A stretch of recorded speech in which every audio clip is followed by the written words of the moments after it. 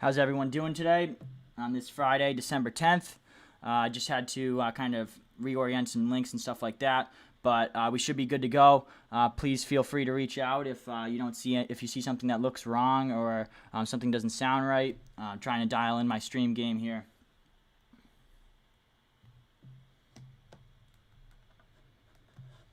So this is a skinny on quantitative finance, and this is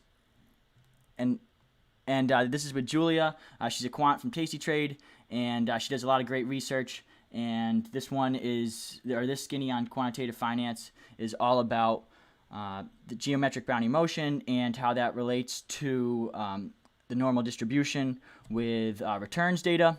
And so we've been kind of studying returns data for the past 3 days, and so this will kind of incorporate some of the theoretical stuff that we've been looking at, and this will all kind of tie things together with some great research that Julia's done. And I definitely look forward to doing some research of my own with Python and things like that, so that we can kind of do what she's doing as well. So as always, feel free to reach out if there's something that looks wrong or if you have a question.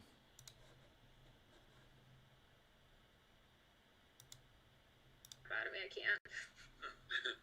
Okay, all right, let's get into it because we want to be on time. Cool. Okay, let's do it.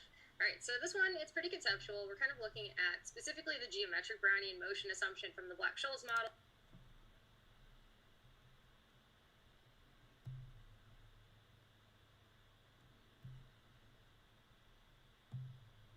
Yeah, it seems like there are two streams going, unfortunately.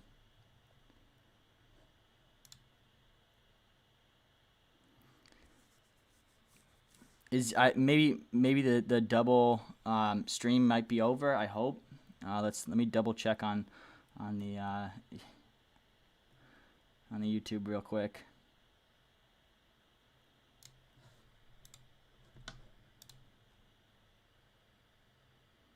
Yep. All right. Cool.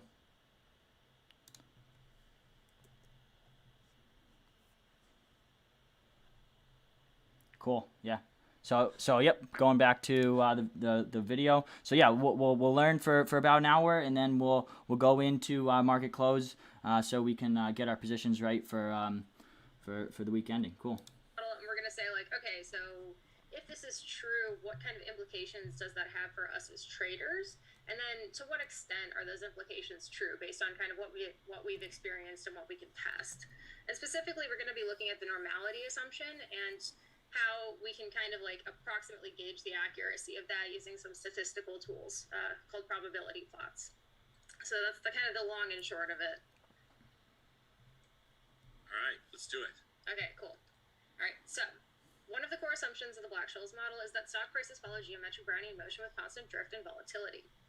So what exactly does this mean, and how does it influence our understanding of instruments that operate within financial markets?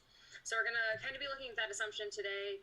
We've talked about it a few times on the show, so it's mostly just to recap, but we'll be talking specifically about like what we can infer from that assumption and what that kind of like means for us in terms of like how we should statistically perceive financial markets, right?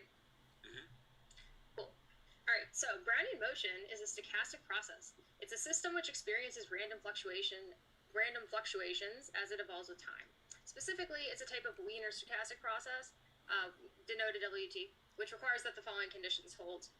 Basically, this is the mathematical way to say that the process needs to start at the zero, at location 0. So, for instance, if you have like a particle moving around inside of a fluid, it needs to start at the origin. That's kind of like what this type of motion was traditionally used to describe. It needs to be almost surely continuous. The increments of WT have to be independent of one another. And then the steps of the Wiener process, which in this, in our price analog would be like price movements, have to be normally distributed with a constant mean and variance. So specifically with a mean of 0 and a variance of t minus s. So that's kind of what a Wiener process is, what a Wiener process is, that's kind of what Brownian motion describes, but that we specifically use like a different form of Brownian motion that has slightly different implications on how we should view stock prices. Following so far? I'm right with you. Cool. All right. So geometric Brownian motion is a modification of Brownian motion requiring that the logarithm of the signal follow Brownian motion rather than the signal itself. So what that means basically is that like the following stochastic differential equation has to hold when we're trying to mathematically describe stock prices. So this is kind of a lot of math. I think the big takeaway from this is that there are two significant parts to this equation that describe stock price movements. The first one is kind of this deterministic trend. So we can say that stock prices have some kind of like average return that we can kind of consistently expect. But the second term is kind of this probabilistic term that models those random fluctuations that are a result of the Wiener process, right? So the first implication that we can kind of get from modeling stock prices in this fashion is that like stock prices have some inherent element of uncertainty, some inherent element of randomness that prevents them from really truly being predictable. So that's kind of like that first sort of like thing that we can gauge from this model of geometric Brownian motion. Does that kind of make sense so far? Yeah, I mean, no issues. Cool. Okay, so let's lay these out a little bit more in a little bit more detail from the kind of like requirements from the Wiener process conditions that we showed on 2 slides ago. So as I said with the first one, so stock price movements have to follow a random walk. In other words, stock price movements are random. So it's kind of like that first significant implication from this from this model of stock prices. We have that second implication, which is the mean return and volatility of an asset are constant over the duration of the option contract. That's really that core assumption from that Black-Scholes model, from this geometric Brownian motion model. That's kind of a precarious implication if that's actually true. Or it's kind of like a, I don't want to say precarious implication, but it's definitely an interesting implication if that's actually true. And kind of like the third one that we kind of like use the most, or we kind of use the most from a practical trading perspective, is that log returns are normally distributed with a constant drift in volatility. So that's that difference right there between the geometric Brownian motion, which is stock prices being following that log normal distribution, and then when we when we start to calculate with those prices and we take the log of those, then that turns into log returns, and those theoretically are closer to a normal distribution. Theoretically describes log returns better than a log normal distribution. So this will kind of not only theoretically explain that, and then we'll also look at Julia will look at that with some actual returns data, which is really cool. We normally use simple returns. We make the approximation that simple returns are normally distributed, but like technically log returns being normally distributed is what the Black-Scholes directly implies. But when you're working on like daily timescales, there's a pretty marginal, pretty small difference between those two types of return calculations. Follow so far? So just so people are clear, like what do you want the takeaway? And this is all based off of the Black-Scholes model, which is what which is what market makers are kind of using as their model. Well, they can use whatever model they really want, but that's what the general market is assuming is for option prices is the Black-Scholes model, and you have a ton of these people on YouTube and wherever, Twitch and whatever, they're looking and they're saying that these prices they're assuming that these prices aren't random, and I mean the entire market is using the Black-Scholes model for options, and thinking about that, I mean, is if there might be better models out there, but anyway, we don't have. I haven't seen really one, and nobody's practicing with one that openly at least. And thinking about that is something that, I mean, this is something that's lasted in finance for decades. So this is using the math and to think about stock prices and returns. So we'll keep going. What do you want the takeaway of this to be, so that it all makes sense as to why someone would care? Right. So why someone would care. So what we'll talk about on the next few slides is basically like those first two implications are pretty not provable. We'll talk about why in a minute, but we can't really definitively prove them. We can either kind of like accept them or reject them, but we can't really like experimentally verify those first two. That third one is something that we can kind of like verify to an extent. We can use statistical tools to figure out the extent to which that implication is true. And that's part of why we've integrated it into our mechanics to such an extent when we're talking about, for instance, the back of the envelope calculation for expected ranges, when we're thinking about like stock price movements and projected forecasts probabilistically. It's all founded on that bottom assumption. So we can kind of like, so first we need to know where that comes from when we're using that assumption, and second we need to know like how true is that assumption actually. And that's kind of like that what we're really going to be focusing on in the last half, I guess, of this presentation. Does that make sense? And the reason that we care about that is just because that validates the integrity of kind of like all of our strategic approaches to what we do, like the mechanics of what we do. Yes, and then it also, as we'll show in a minute, it'll give you kind of an idea of when that assumption breaks down.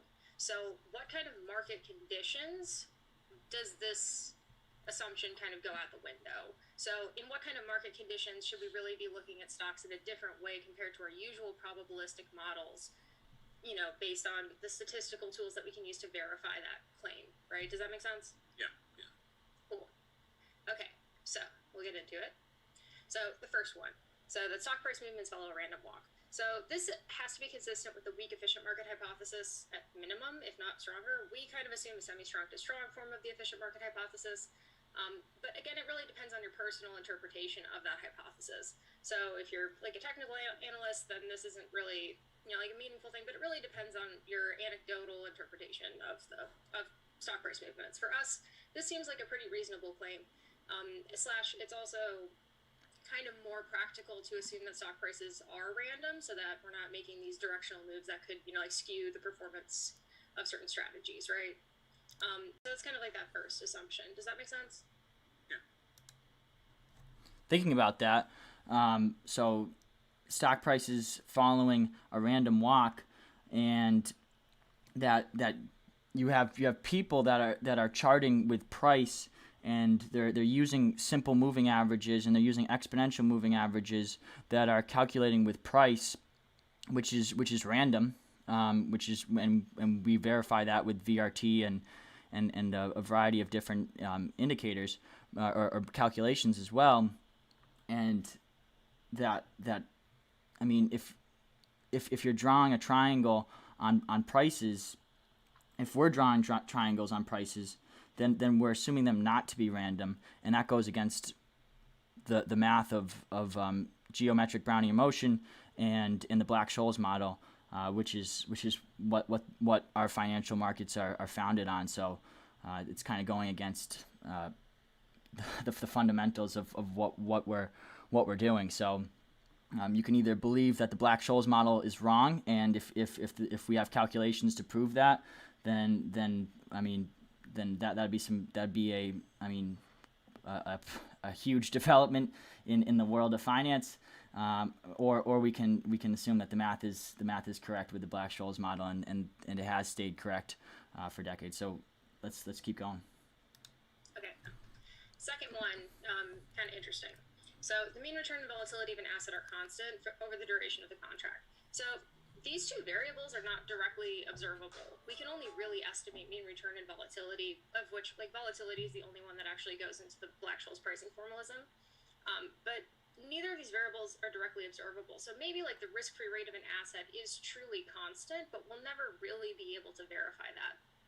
Our, estimations of volatility using statistical data indicate that volatility is not constant over time, but we can never really actually know because we don't have direct measurement data associated with these, right?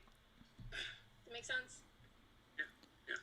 Okay, so now we can get on to the third one, which is that log returns are normally distributed with constant drift and volatility. So can we confirm to what extent this is true historically with historical options data, or with historical pricing data more specifically? On Research Specials Live last weekend, I kind of looked at a few more examples. Today, we're only going to be looking at one example of the plots that we're going to show here to try to verify this. But we can use some statistical tools to kind of figure out how often we should take this to be true, and what conditions does this assumption start to break down, and we should kind of like bail on pricing models, basically, in those assumptions, and trade more with other indicators, basically. Does that make sense? Yeah. Cool. I mean, I assume that this is going to be, generally speaking, that this is going to be validated. So it's Generally speaking validated. Yeah, Right. that's fair. And that's, anybody can kind of like look at stock returns and kind of see like the middle chunk is normalized or is Right. relatively normal. So like, Right. but now we can kind of use, the interesting part about this talk is that we can use some kind of statistical tools to figure out exactly where that tends to break down for different types of assets, historically speaking, at least. Cool? Yeah. Right. So to kind of like estimate the accuracy of this claim, we're going to be using something called probability plots. Good, seem tight. Thank you. So these are going to be plotting something called quantiles. So quantiles are the points of a probability distribution that divide some number of intervals into equally likely subgroups. So a median is a quantile that divides a distribution into two equally likely sections. You could have 3 quantiles, you could have 4, but the idea is that like each dividing line creates something that's equally likely, or creates like a bin of occurrences that's equally probable based on the characteristics of the probability distribution. Yes? Yeah, we're with you. Cool. Like I said, I didn't go back and check the Dr. Jim piece that he did with Tony and myself on this, but because it was a while ago. So Yeah. The quantile thing is a little bit like sketchy in my brain, but understand it. I mean, conceptually, I understand. Cool. It's quantiles are a little bit abstract, especially with the way that we're going to be presenting them here. But the kind of important thing is like we need to know sort of like what trend to look for to be able to interpret those plots. So when we're looking at a quantile plot, so this is something that we normally use to compare the probability distributions for 2 different sets of data. So this plots the quantiles of one distribution against the quantiles of another distribution. And if they share some commonalities, or if they share some kind of underlying true distribution, then the quantiles should scale linearly. So that linear relationship in this quantile plot will tell us how much there's an overlap between 2 different probability distributions. Does that make sense? Yeah. Cool. So if this is how we're going to incorporate our kind of like stock return normality assumption into these plots, I suppose. So if stock returns are normally distributed, we should see a clear linear relationship between the quantiles of our historical returns data and the quantiles of a perfect normal distribution, a perfect theoretical normal distribution with the same parameters, basically. So when we're looking at this on a quantile plot, we can see to what extent, or at what point, I guess, in the returns distribution for a stock price, or for a stock, at what point in the returns distribution does there start to be a divergence in this normality? Does that kind of make sense? Yeah. So just as a point of note, we're not technically looking at quantile plots. This is for like the nerds who care. The scale is going to be slightly different because we're going to be plotting returns data against quantiles, so the scale is a little different. But in either scenario, we're going to be looking for kind of a linear relationship on this plot to kind of confirm whether or not stock returns are normally distributed. Following so far? Yep, we're good. Cool. Okay, so let's look at an example with SPY, our kind of baseline for pretty much everything that we do. So here's a probability plot for SPY daily returns from 2010 to present.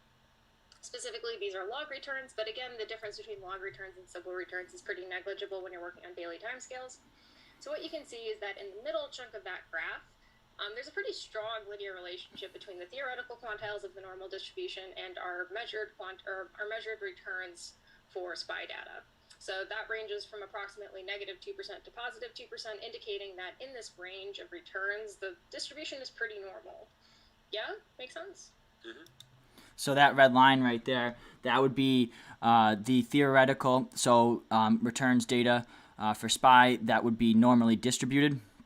So you'd have very infrequent -3% returns, and then infrequent 3% or 3% positive returns, and then the blue dots are the actual returns of SPY for the past 11 years, and you can see how they diverge at a certain point, and that's kind of kurtosis defined right there is those fat-tailed events right there, and being able to visualize that versus the theoretical normal distribution being that red line. So if there's a -3% return on one day, then you probably wouldn't see that with the theoretical distribution. But then when we see it in the actual financial markets, there seems to be more of those, and obviously, I mean, if there's a negative 3% move, there's probably something going on that's outside of that normality. But so just kind of looking at the theory being the red line, and then reality being the blue dots. So that relationship really begins to significantly diverge when the returns exceed a magnitude of 2%.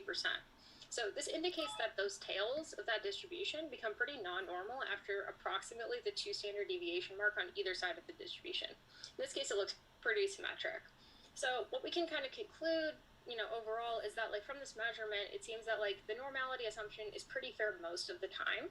But once you start to see moves that exceed that kind of 2 standard deviation magnitude, that's about when models and normality really begin to break down. So at that point, when we're in those kind of market conditions, that's when our kind of probabilistic expectations based on theoretical models kind of go out the window. Does that make sense? Yeah, but isn't that how it's supposed to work? I mean, ideally it would work all the time if geometric Brownian motion truly describes stock prices. I know, but it wouldn't. But then it would be too efficient. So I thought that the whole reason that everything works is because these outlier moves are actually because you can't quantify them. So because of that, it keeps it basically that amount of uncertainty is where all the kind of the opportunity lives in everything we do. That's the whole beauty of selling something with limited profitability, because you have unlimited risk, and the unlimited risk, since it can't be quantified, is going to exceed whatever the theoretical risk is. For sure. And that's a really good point to make. Absolutely. In the sense that short option strategies would not have that positive long-term expected value if there wasn't that huge element of tail risk and that kind of undefined element of tail risk. Because otherwise, if everybody knew the probability distribution of an option, the probability distribution of an asset price, we wouldn't really need option contracts as much as if they kind of have this unknown or this element of uncertainty in the asset price. So that kind of, it's not to say that the entire system would break down, because I'm sure opportunistic people would still be using options to kind of capitalize on local price movements.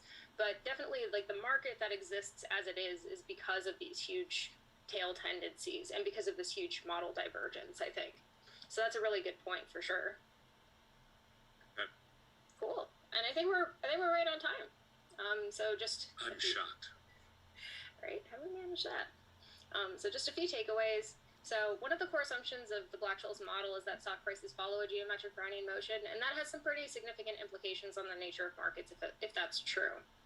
So most of these implications cannot really be confirmed, but the extent to which log returns are normally distributed can be at least investigated using historical returns and statistical tools such as quantile plots. So for SPY, we can kind of conclude with some statistical measurements that this normality assumption really begins to break down past the 2 sigma mark, but the plus or minus 2 standard deviation mark approximately. And once you're in those market conditions, then I would, I wouldn't recommend using our traditional probabilistic models to kind of gauge future movements or to kind of estimate future tendencies. So that's the major takeaway that I thought was really worthy of investing our time today in looking at this skinny is that when we look at the expected move, and there's those 2 standard deviation events, and we're taking that Black-Scholes assumption that log returns are normally distributed. Well, just know that we're fitting the normal distribution onto returns. Returns are not following exactly the normal distribution, so you need to take that into account. So yesterday when I was saying that the VIX had a 2 standard deviation move on the weekly, and maybe we should long the VIX or something like that. And thinking about that, or Bitcoin or whatever asset that you're looking at, the VIX has its own characteristics. But anyway, that you need to take into account that they're not perfectly normally distributed, the log returns. So just because an asset hits that second standard deviation doesn't mean that it's not going to be a part of some larger fat tail event, and that they're definitely going to return to some type of expected value that Anton was talking about in the incubator, which is the Discord for BApig learners. And that's huge right there, is that, yeah, we have these tools and they show us improbable events, but that's with that normal distribution assumption. If you're trading like that, so there is a significant amount of risk of trading on those tails, that returns are usually normally distributed within the hump of the normal distribution, within that 70% range. They follow what we've been learning about theoretically. But then once we get outside of that hump, or the 70% range, that's when you start getting to these towards these tailed events. So knowing about the normal distribution and knowing about how returns actually work for the assets that we're trading are key right there. And that goes back to a free indicator that BApig has is moments. You can type that into, and I'll show it as well later on after this video, and you can see assets that have high amounts of kurtosis. And when those assets or if we're trading assets with high amounts of kurtosis, then we should look at the expected move and where returns are, and we should really understand that just because something is hitting that second standard deviation, well, that this asset that we're trading, it may be a part of its distribution, that there are these large fat-tailed events, and it goes back to kind of understanding the randomness of stock prices and returns, and that staying small and always having additional capital to be able to ladder into positions and lower your cost basis, and keeping that normal distribution in our minds, that there will be some that returns will be closely normally distributed, but they're not exactly normally distributed. So if you have that 2 sigma move, it doesn't mean that that you're not going to have another 2 sigma move the next day or the next week or whatever time frame that you're lowering your cost basis or laddering into a position, that we're making sure that we know that okay, that just because an improbable move happened, it's not like, oh, that the normal distribution is wrong or whatever. This is just a statistical measure that we're putting over returns. Yeah, I think that's it. This is very much in line with a lot of our research with respect to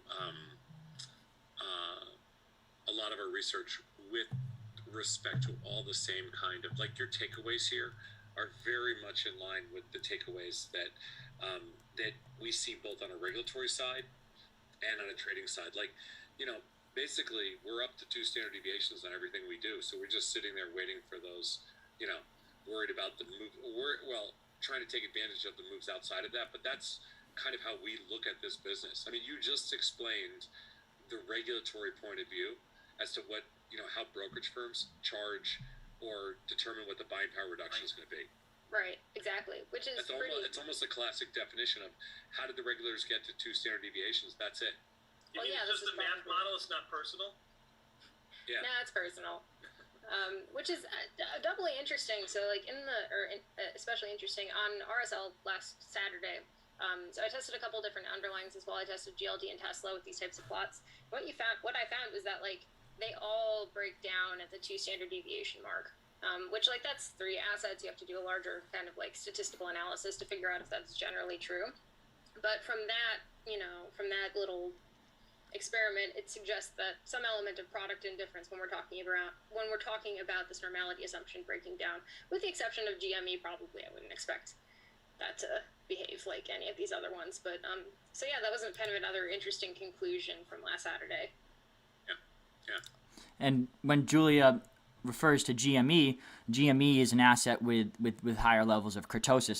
So using that moments indicator, then when you see that panel and the panel is showing you that there's high amounts of kurtosis, then you're saying, okay, the risk of one of these large tailed events where it's not only do you have a 2 standard deviation event and it keeps on moving into further levels of improbability, that we take that into account, and we have tools to be able to measure returns and saying, okay, that this asset probably isn't the best to scalp on the at the ends of the normal distribution at those 2 and 3 sigma levels.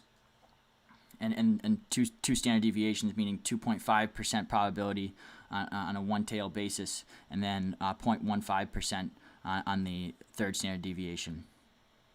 I like it. That was really good. Sweet. Very Glad good. you liked it. Thank you, Julie. Appreciate your time. You should come on the show more often. You're a breath of fresh air. We appreciate your time. And we can definitely check out that Research Specialist Live too, where she takes out the quantile plots. Maybe we can do that on another stream.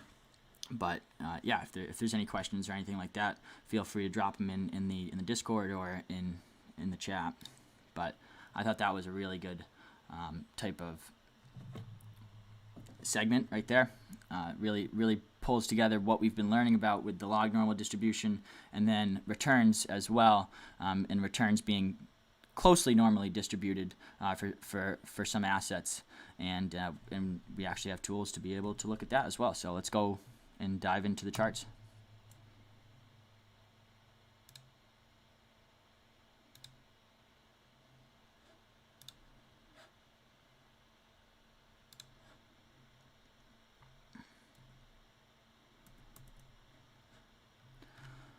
Okay, so what we'll do here is we can throw up, so let's check out Bitcoin and let's see the level of kurtosis that it has.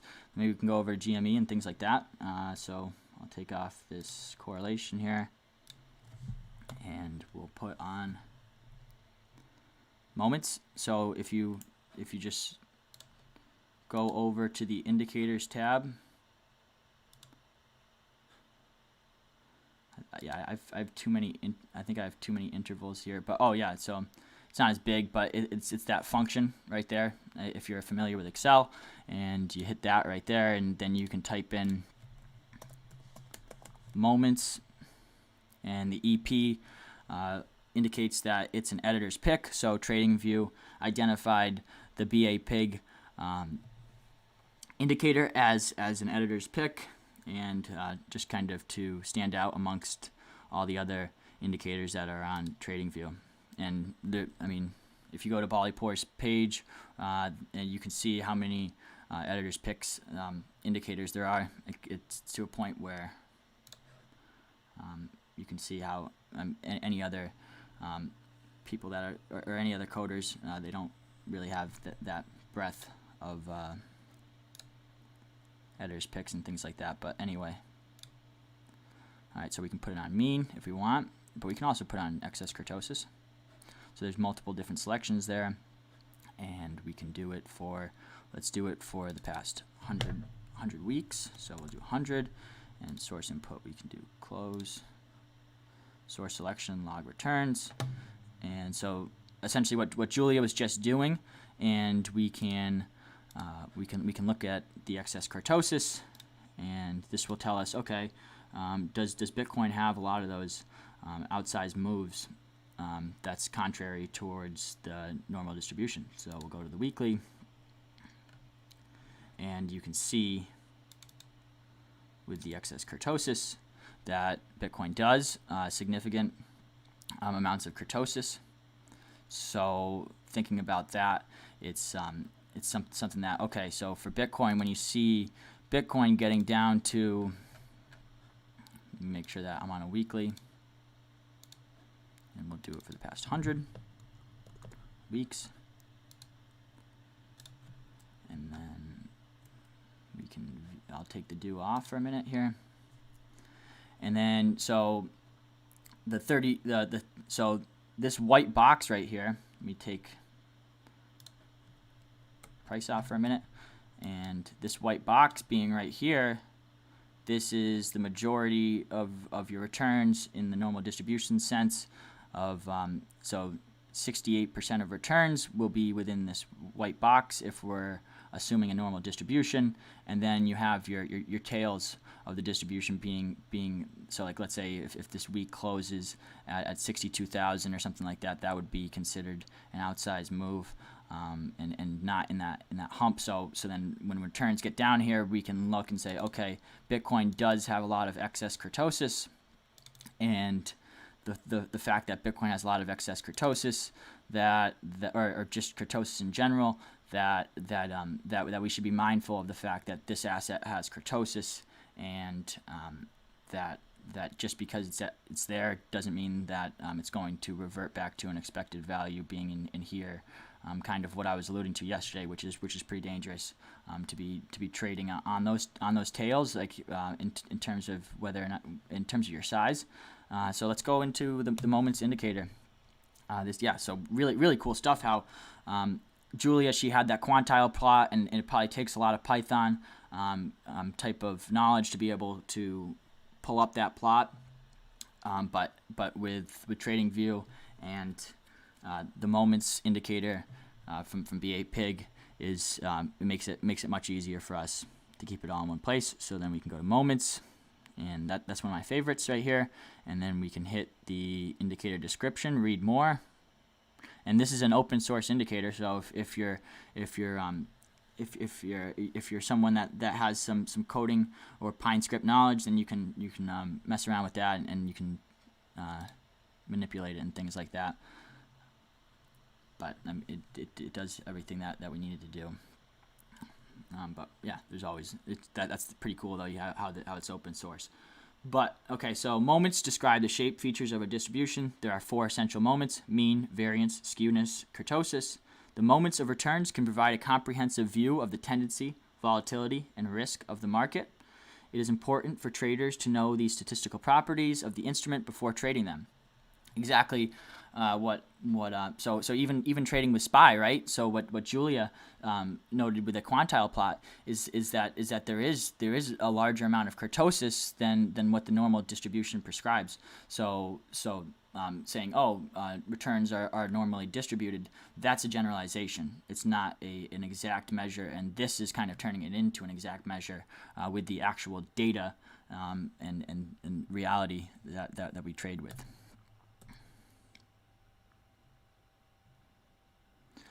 It doesn't mean that the theoretical is wrong, but it's just saying that the theoretical isn't perfect, and that when we're trading with that assumption,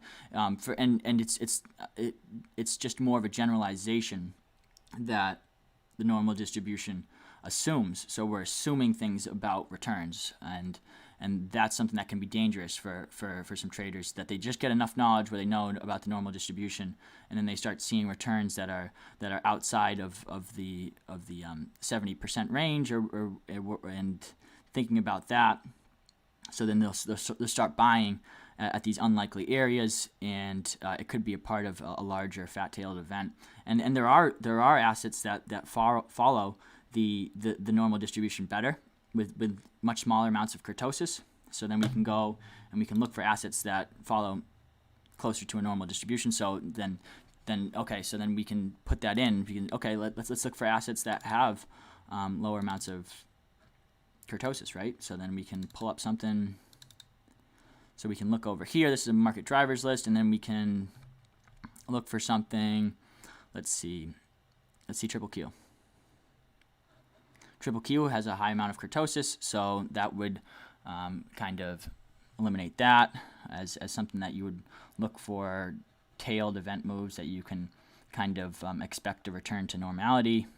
Let's see if we can find something that does. Let's try Dow Jones.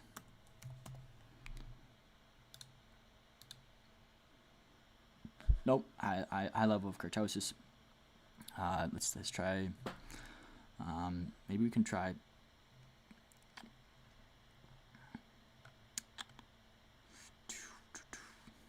Let's try the 10-year yield. 10-year yield has still high amounts of kurtosis, so you would have to take that into account when you're trading on the tails. And let's see, let's find something that might have.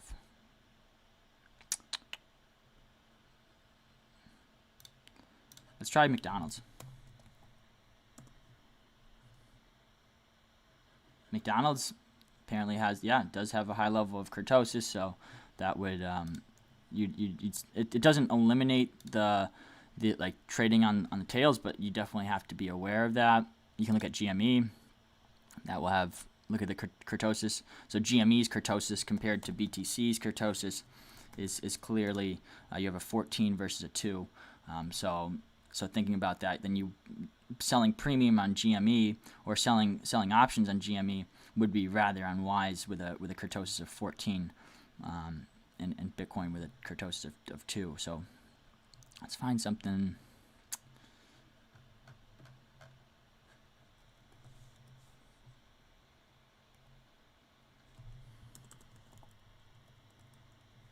Yeah, let's see Berkshire Hathaway. Berkshire Hathaway has high levels of kurtosis as well. That's surprising. And TLT. TLT should have lower amounts of kurtosis, but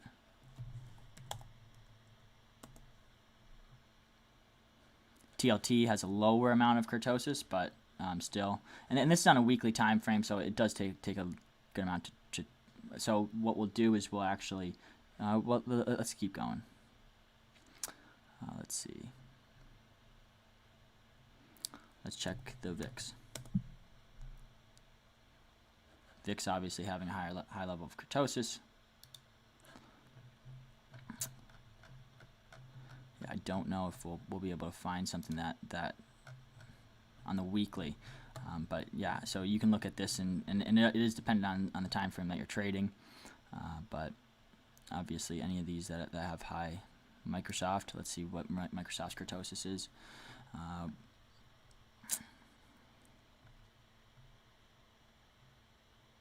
Something like ABV, maybe. Well, anyway, and then if we want to look at, so selling options and stuff like that is on a weekly. Well, that would take a while to play out anyway, but let's try. Let's try the DXY. Still having a high level of kurtosis. Let's see Disney. Yeah. Maybe FICO. Nope. But anyway, so that's a great measure. And then so if we wanted to go to let's say GME on a date, or let's try SPY. SPY having a high level of kurtosis, and then we can standardize this for the past year, right? And we can look at this on a daily. And on a daily right here, still kind of looking at that, but kurtosis being insignificant on a daily. Comparing that with something like BTC. See BTC having a higher level of kurtosis, making sense. Let's see intuitively, and let's see, maybe something like TLT, right? TLT being much more within that bounds, so that insignificant level of kurtosis. So maybe you'd want to collect some theta on TLT as opposed to SPY or something like that. But yeah, so putting that into perspective, and BApig and the moments indicator making this much easier for us. And yeah, so let's see. Oh yeah, let's keep learning about moments. So you can go to the function, and you can either favorite it, right? Put that star right there, and if you find it very useful, then throw out a like. 1,500 people have already.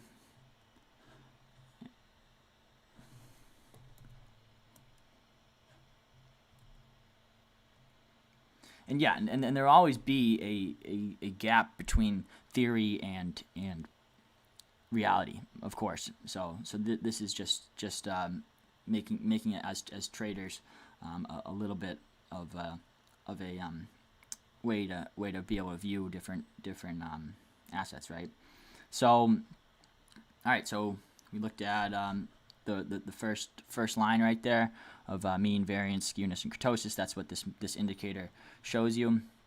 So the mean being the average of returns, and whether those are negative or positive, those returns, and then the variance, whether that's low or high, and skewness, where the majority of returns go, or the majority of returns, and in the distribution, and whether it's skewed negatively. So are there more frequent down moves, such as SPY, which seems kind of counterintuitive when I first learned about skewness, and how you would think, oh well, look at this chart, doesn't that seem like there's positive skewness, but there's more frequent down moves, and then more significant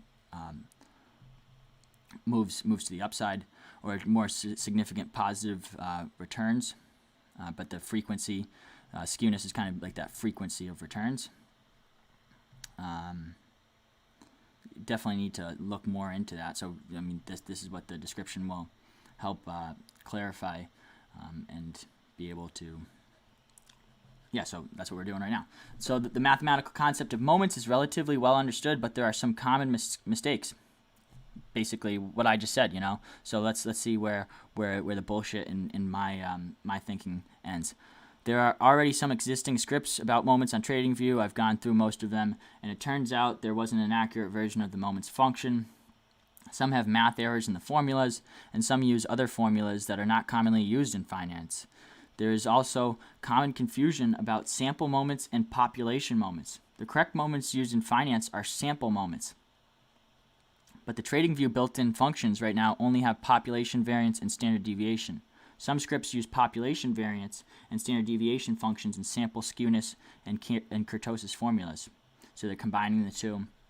And when I'm typing in, I want to look at 100 weeks of S&P data, that's the sample, and then looking at the entire weekly data for going back to the inception of SPY, that would be the population from what I understand.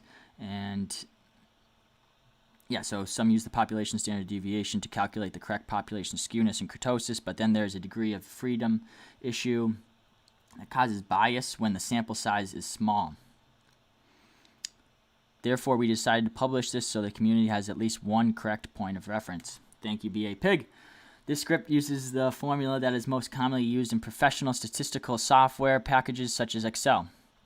It uses sample variance and the sample standard deviation, the adjusted Fisher-Pearson standardized moment coefficient to find skewness and excess kurtosis. It provides an accurate, adjusted, unbiased estimation of the sample moments. We hope this script can provide people a better understanding of the moments in the distribution and its formulas. All right, so concepts. So we've been learning about log returns for a little bit here, and we use log returns as the default import for source here. The reason why we use returns instead of price itself is that moments provide better information on the distribution of returns. Well, it's only obvious because we've been learning about it for the past three sessions here, or 3 streams, whatever, is that we assign the log normal distribution to price because price is usually following a random walk, and then kind of going back to Julia's video and thinking about how log returns are closer to a normal distribution. So the normal distribution, when we're looking at returns, it's a closer representation of the spread of that data. So the reason why we use returns instead of price itself is that moments provide better information on the distribution of returns.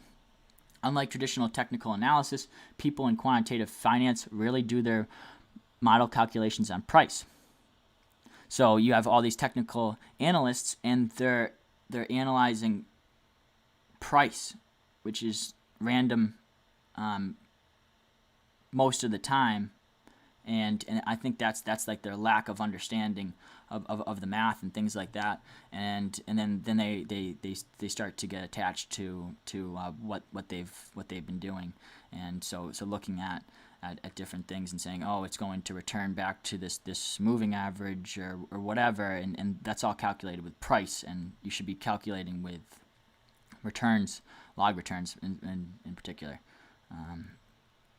So, for example, the calculation of historical volatility. The price itself usually has a lower bound of 0, and it approximately follows a log normal distribution, what we've been learning about. Therefore, it always has a significant skewness. There are also trends and cycle components in price. It makes the time series non-stationary. Therefore, models may provide unreliable information and lead to poor understanding and forecasting. So when you're forecasting price, you're forecasting a random process. So if you're not doing higher level calculations with price, then you're going to be forecasting something that's random. For example, the autocorrelation of price is always positive because today's price is calculated based on yesterday's price, while returns are usually detrended and stationary. The moments of returns provides useful information about the shape of the distribution. Here's a useful script made by Evergrett that displays the return distribution.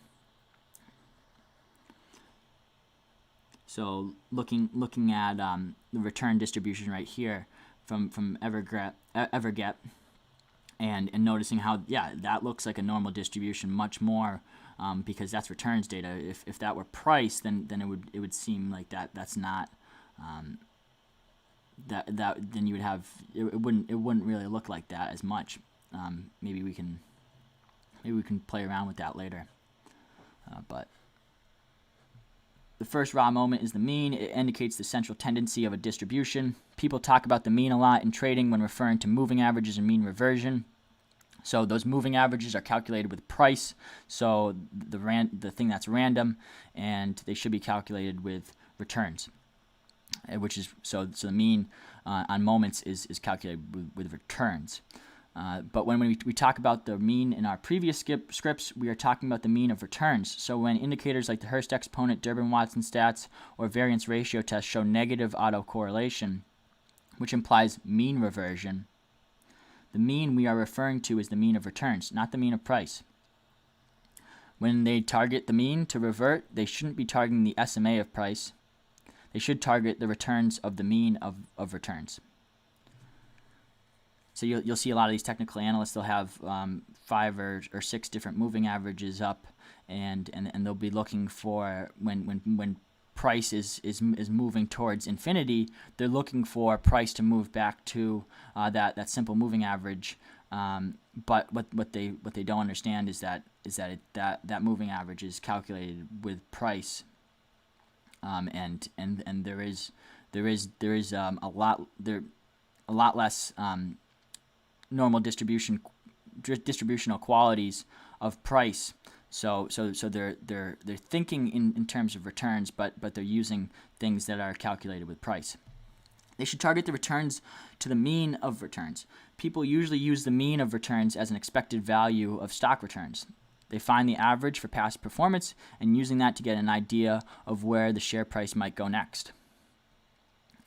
So that expected value. So if there's a high level of kurtosis, then maybe we wouldn't want to be targeting that mean reversion. And then there's a bunch of different tools like the Hurst exponent or the variance ratio test and the DWT that BApig coded into Pine, and those will kind of give you that okay, is price or are returns trending? Should we be expecting that mean to be? Should we expect returns to be reverting back to that mean? When mean is selected and show returns and show band settings are on, it displays the mean with the returns and standard deviation band. The default setting shows 95% confidence band around the mean. Note the confidence interval only works when returns follow a normal distribution, and it's better to use a longer look-back period when you display the mean with returns and SD bands. So that's kind of like the blue lines would be the confidence. So that we expect 95% of those returns, those red and green dots, to be within those blue lines. And when those green and red dots are outside of the blue lines, then you could be like, oh, the fact that SPY is outside of that, then you're looking to trade maybe a mean reversion when you're buying SPY at those really low levels. But if you don't take into effect that SPY has significant kurtosis, then you might be setting yourself up for a trade that you might have to be in for longer, or it might go a way that you're not really expecting because of that lack of knowledge. The second central moment is the variance. It indicates the spread of data around the mean. People usually use variance or the square root of variance, which is the standard deviation, to measure volatility. They sometimes define risk as the standard deviation of returns. While it may not be a measurement of risk, as we will explain later, it is a decent measure of volatility since it's squared deviation from the mean. Second moment, the value is always positive, and power makes the smaller deviation smaller and the larger deviation larger. We should use sample variance and standard deviation, as I mentioned before. The difference is just divided by n, or n minus 1. When variance is selected, you can choose to display variance or standard deviation by enabling show standard deviation instead. So this is similar to your historical volatility and the fact that it's bound by 0 and it can go to infinity. So then you can kind of look at things and say SPY's variance is low, and that you can try some option strategies or some things like that. Then you can say SPY's variance is high, but you still have to take into account the other moments. The third standardized moment is skewness. It measures the asymmetry of the distribution. The reason why it's called standardized moments is that it not only raises the deviation to the power of 3 in the denominator, it divides the standard deviation to the power of 3 to standardize the value. It's easier to compare the value of skewness with other distributions when it's standardized. The formula I just described is for population skewness. For sample skewness, it has to adjust the degrees of freedom to make it unbiased, which you can see in the code. When skewness is 0, the distribution is perfectly symmetric. A normal distribution has a skewness of 0. So that's the bell curve. So that bell curve, that's why it looks perfectly symmetric, and we know that the returns, we know that returns are not perfectly symmetric. You can have a negative 3% day, then you can have a negative 4% day the next day, and that would be kind of going against the normal distribution. But the key is to remember that we're putting the normal distribution over returns. Returns are not following the normal distribution exactly, but it's a great measure when we have the other moments in our minds.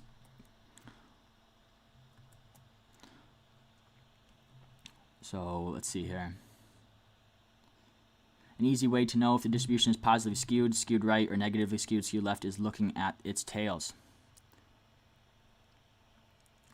If extreme values happen more in the left tail, then it's left skewed, longer left tail.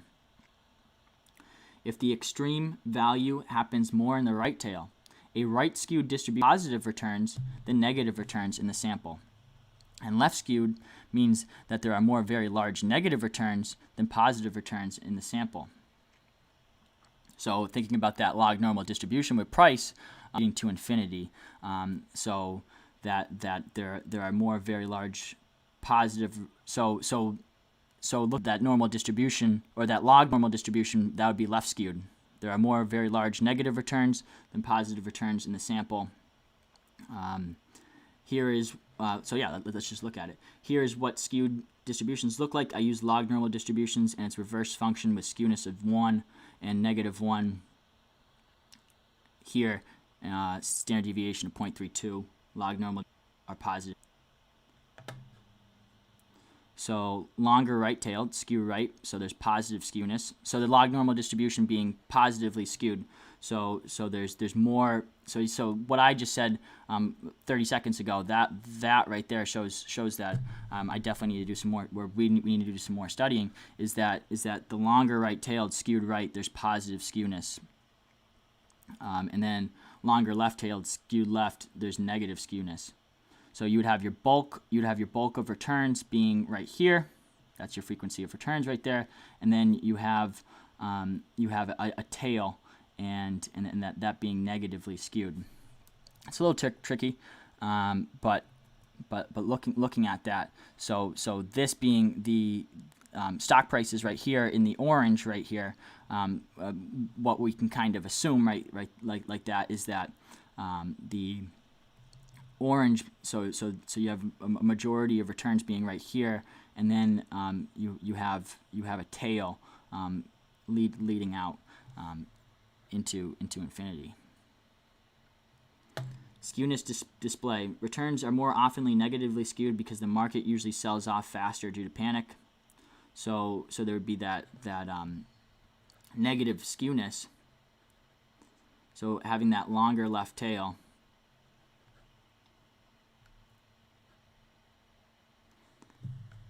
So that's something that we should definitely spend some time on is the skewness of different distributions, and how that relays back to looking at so when we see that SPY has a negative distribution or a negative skewness for its distribution, we should take that into account. So returns are more oftenly negatively skewed because the market usually sells off faster due to panic.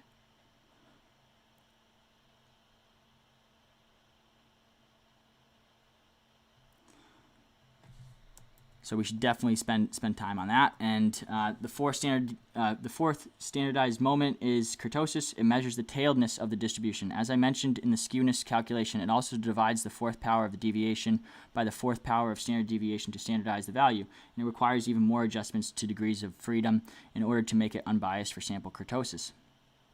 The kurtosis value we display here is the excess kurtosis. The normal distribution has a kurtosis of 3. The excess kurtosis equals kurtosis minus 3. When excess kurtosis is around 0, it has the same tail as normal distribution, and it's called mesokurtic. So that's what we'd be looking for if we wanted to possibly sell options, and maybe we want to do that is maybe sell some spreads or something like that. We would want to have as little kurtosis as possible. When excess kurtosis is greater than 0, it has a fatter tail than the normal distribution, and it's called leptokurtic, which is what Julia was referring to in that quantile plot. Is those blue dots? Think about those blue dots, and there was a lot more +3 and -3% returns on the S&P 500 because there are extremely large returns in the tails. So that's kind of referring back to kind of market sell-offs that you see that with happen in reality. And when excess kurtosis is less than 0, it has a thinner tail than the normal distribution, and it's called platykurtic. There are fewer extremely large returns in the tails. So when it's less than 0, so when you have that negative kurtosis, there are fewer extremely large returns in the tails. So that's even less than the normal distribution describes. Kurtosis doesn't have an upper bound, and the most platykurtic distribution is Bernoulli distribution with example kurtosis of -2. So if we were selling premium, we'd want to have a Bernoulli distribution with a -2 or something that has negative kurtosis. So if you're looking to collect theta, then that would be something with the moments that would be really useful, looking for assets with negative kurtosis. Even though the least platykurtic distribution kurtosis is -2, you can still get a lower value than -2 when you measure sample kurtosis. Kurtosis is sometimes referred to as volatility of volatility and measures the tail risk, or sometimes called kurtosis risk. Because a lot of statistical models assume a normal distribution, and when there's positive kurtosis, then they will underestimate the risk of fat tails. And this obviously can change at any point because this is measuring returns. So This is all based on historical returns, so it's not giving you any type of projection to the future. So just know that, just because something had negative kurtosis at one point doesn't mean that the negative kurtosis can turn into positive kurtosis. And we can look at that on SPY. Yes, let's go SPY. Or TLT would be a good example as well, just because there's been a lot of bond market volatility. But yeah, we can look at this on a daily, and we can see how crazy amounts of kurtosis, 20, a level of 20 on but let's actually get some more data in here. Let's put it for the past 1,000 candles, and let's see how that relates back. I'd probably expect that value to go down. It actually went up. Well, yeah, you're measuring against a larger sample, and that was abnormal for SPY. But yeah, SPY does not have negative kurtosis really present on the daily, going back nearly 10 years.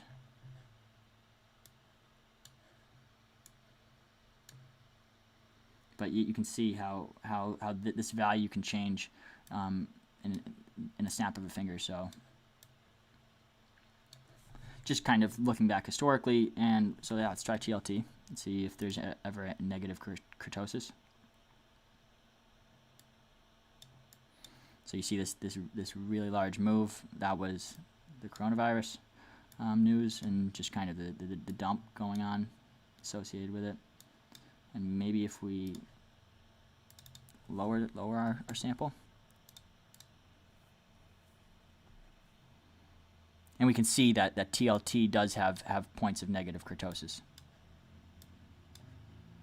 But imagine if you sold premium here, and then but that took place over the course of a while.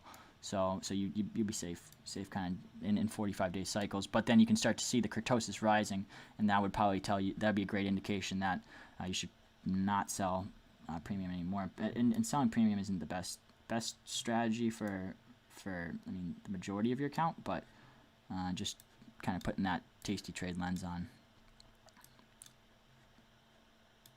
And then we can see kurtosis is decreasing here, but it doesn't mean that it can't start increasing. This is just a historical measure, but it's really cool to see how the distribution plays out. And then yeah, let's see if there's anything else going on with that moment's description. Yeah, we'll have to refer back to that a good amount just to be able to hammer home those points. These things take repetition to be able to explain and really grasp that knowledge and then be able to put it into practice. Like skewness, for example, and thinking about, okay, so we have positive skewness in positive skewness being that tail over there, and that's definitely something that I'm going to up my knowledge so that we can so I can better explain that.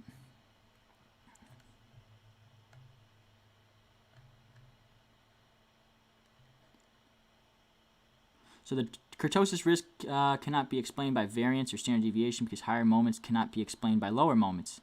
There can be two data sets with the same variance but different kurtosis. Therefore, kurtosis explains more about potential risk than variance.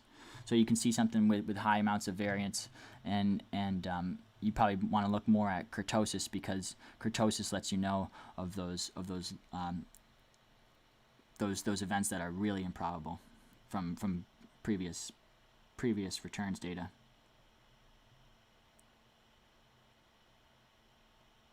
Normal distribution versus raised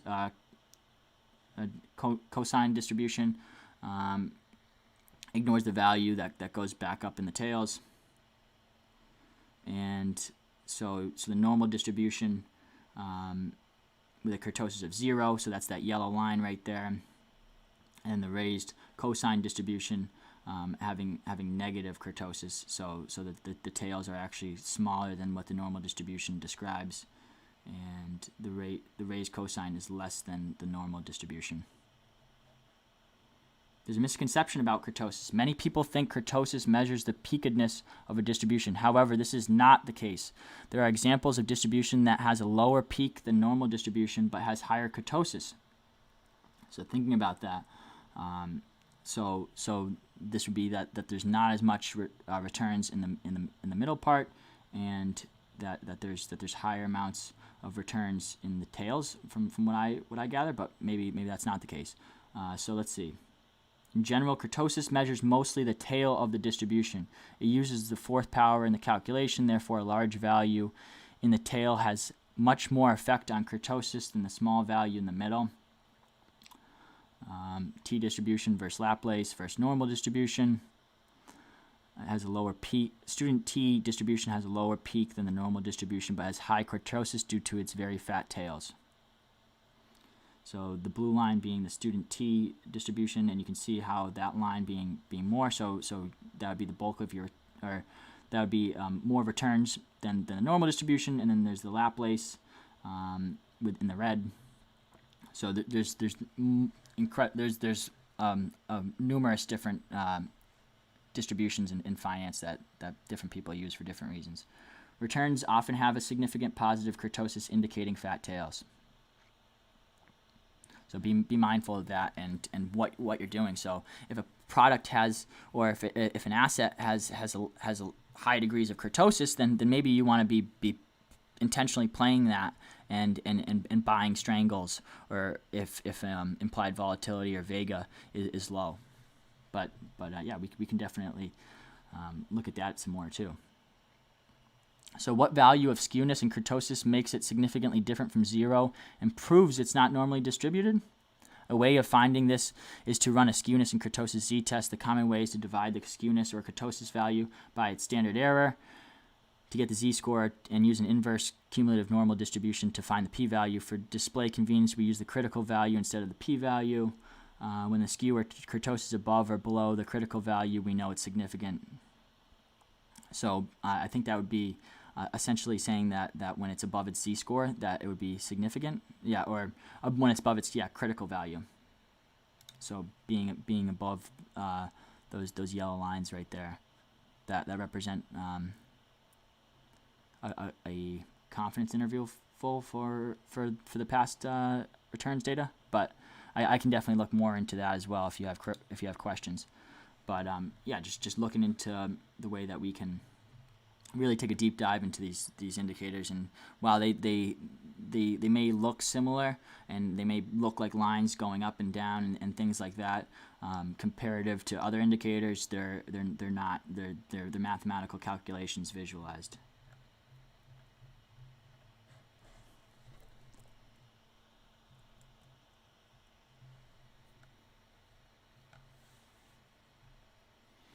So we can So that just kind of that just shows you that when it's outside of that critical value, then you will get that significant read, which is in that panel there.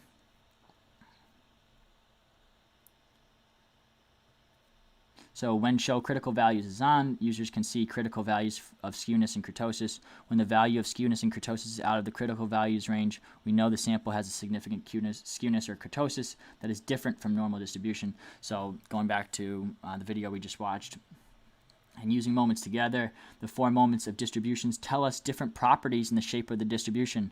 When we understand what each moment tells us, we can make conclusions about the distribution.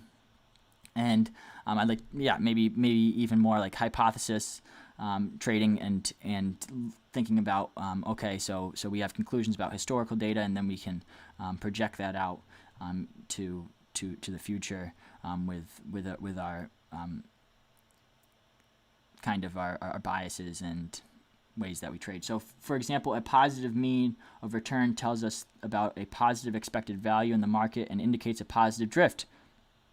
So for example, S&P 500 obviously has a positive drift, and things like the UVXY has a negative drift, so it'll have a negative mean. So you wouldn't want to be buying calls on something with a negative mean because it probably has a negative expected value. A large variance tells us that volatility is high. A significant negative skewness tells us the distribution is asymmetric, and most large returns are coming from the negative returns than positive returns. So you'll see a lot of different markets, they have negative skewness. So going back to that tail or that picture right there that we went up to, this graph right here. So negative skewness. So the significant values going to the negative side of things.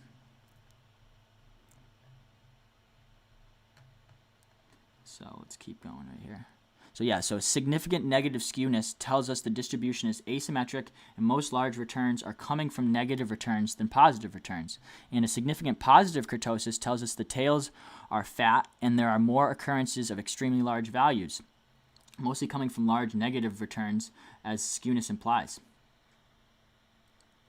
So then you use skewness and kurtosis in conjunction, and that will give you some insight and whether or not buying that call is something that should be done. If you see that kurtosis is incredibly high, then maybe that does justify buying that call or buying that put.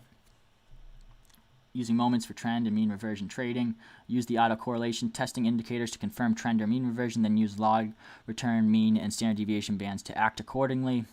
Trend trading. Using mean and variance. When variance/standard deviation is high, take a trade based on the mean's direction. Trend trading using skewness and kurtosis. When kurtosis is significantly positive, indicates a large risk, but for trend trading strategies, they profit from extreme moves. Take a trade based on the direction of skewness if the kurtosis and skewness are both significant. So maybe if you see that variance is low and that the mean is now negative on SPY, and there is and the skewness is negative and the kurtosis is high, then maybe you should buy that put. Let's see.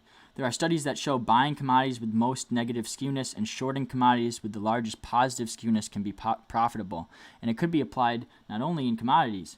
This is probably due to people's preference for longing positively skewed securities. They tend to speculate a large profit from low probabilities. They will be overpricing the large positively skewed securities, and when the market underperforms, their expectation is that it will drop. So that's interesting too.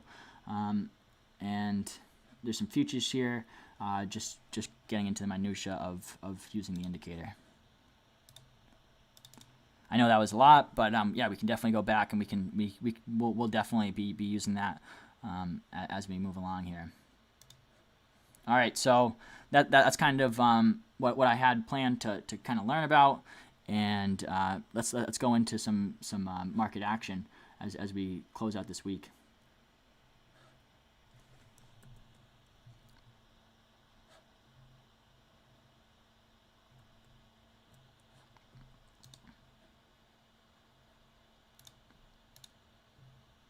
Yeah, it does seem like my connection is faltering a little bit, but whatever. All right, so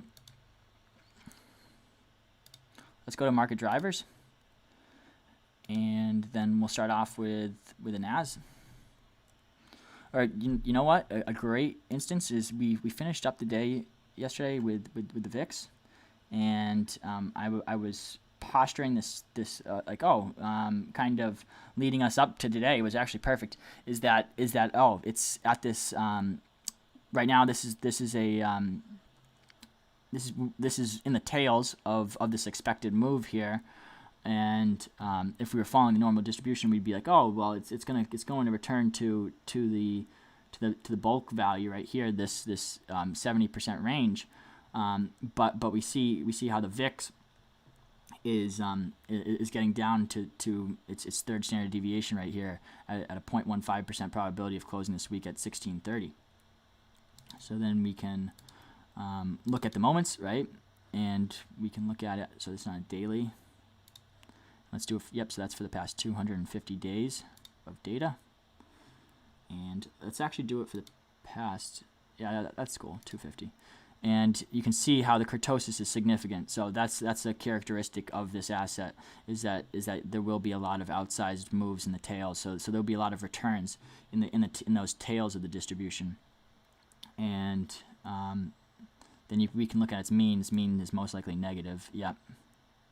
Right. Yeah. So the mean's negative. So the mean being negative, so we're expecting there to be negative values. So that would be something to take into account and you'd be like, hey dog, like can't you see that there's positive kurtosis, significant positive kurtosis, and the mean is negative. Why would you want to be longing and wasting your money on a long VIX call right there? So for things with the VIX, the stars really have to align to be able to, or you might be just hedging your S&P portfolio with that. But anyway, that's something to look at. So we can go and let's look at the Nasdaq. So right now the VIX is in the midst of a fat-tailed event on the weekly, but for the monthly it's really not. But yeah, so we can look at the Nas here, and let me just get my chart kind of looking all right. So make sure our expected move. So I'll always have the expected move in the middle be set to a monthly when I'm doing multi-chart analysis, I guess.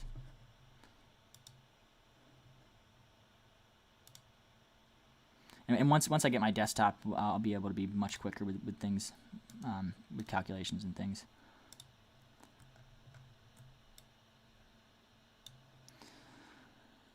But the Nasdaq, it's outside of the 70% range for the month. Let's see on the weekly.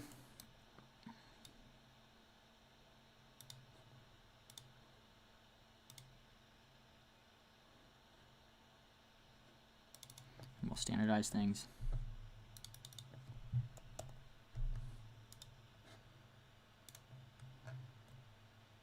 And the Nasdaq is outside of it for the week. I'll make sure that everything's on a daily.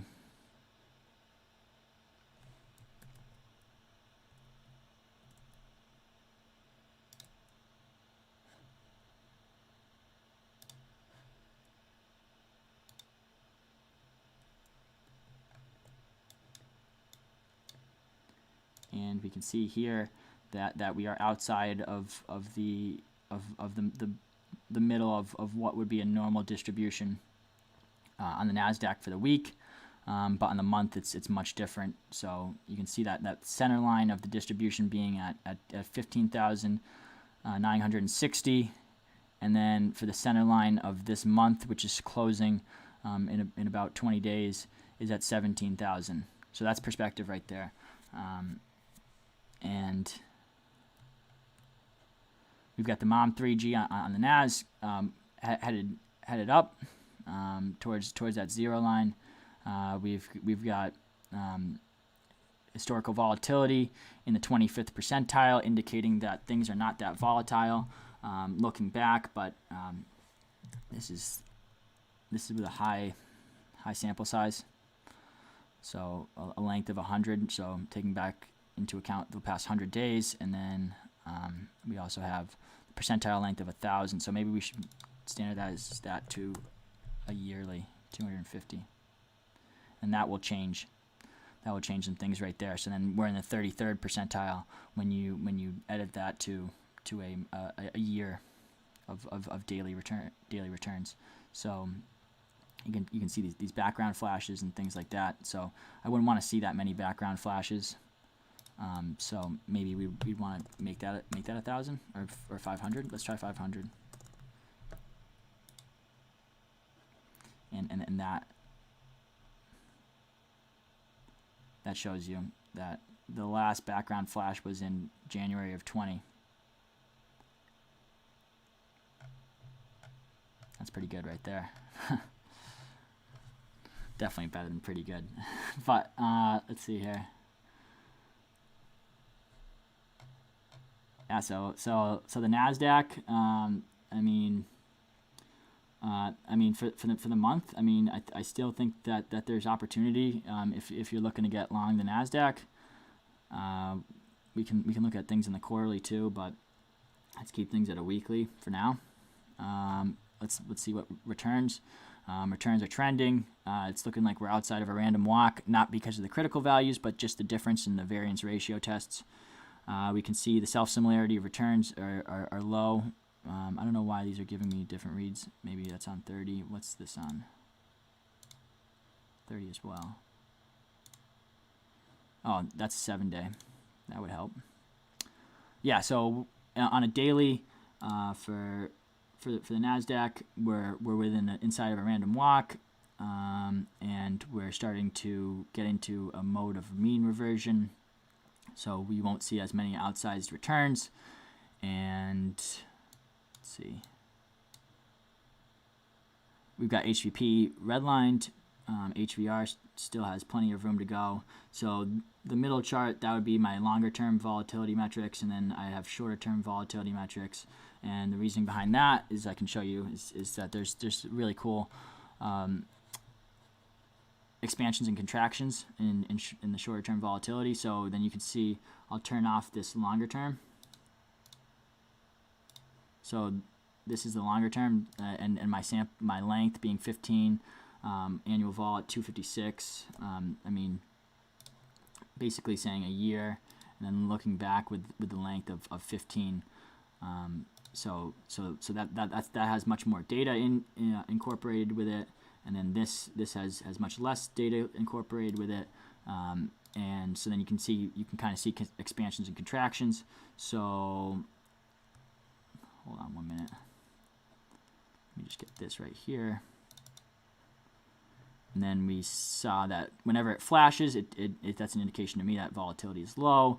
And you see these $200 days and volatility spiking up, and another flash right here and things like that. So all the flash indicates is that volatility is low. And you can see how volatility is at a 68 right now in that lower time frame, or that lower sampling period, whatever. But yeah, so for the Nasdaq, things are looking good in terms of a monthly.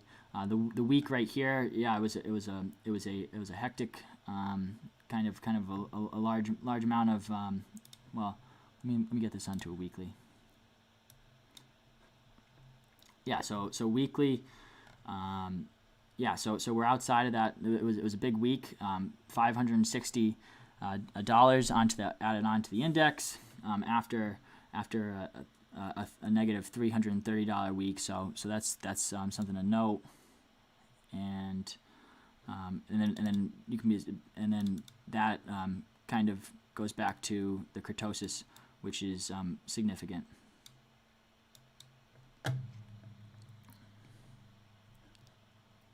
So probably for next week, looking at the Nasdaq, I would say that we could maybe expect some smaller returns than $570 weekly candle right there.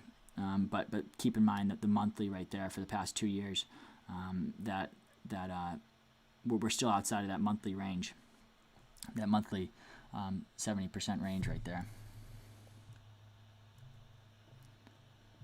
And we can also look at weekly VRT, but that's going to take a lot longer to play out. So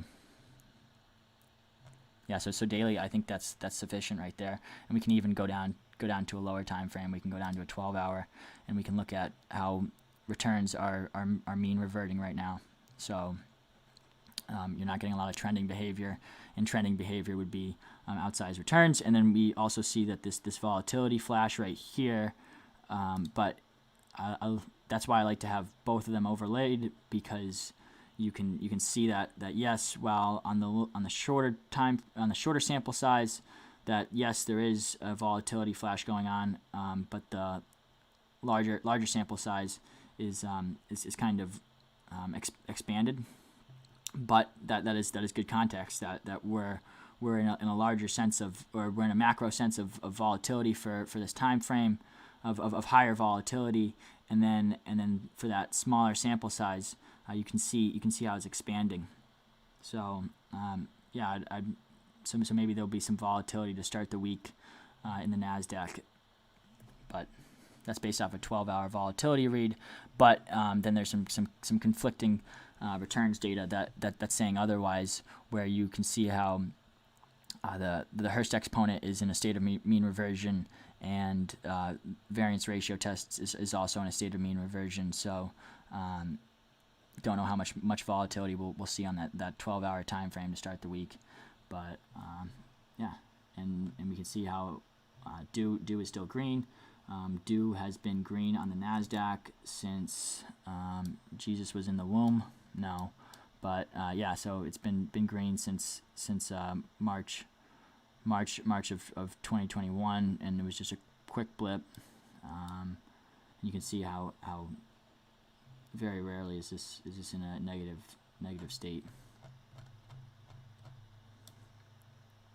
So that kind of surmises a lot of your tech companies, the Nasdaq 100, Nvidia, Apple,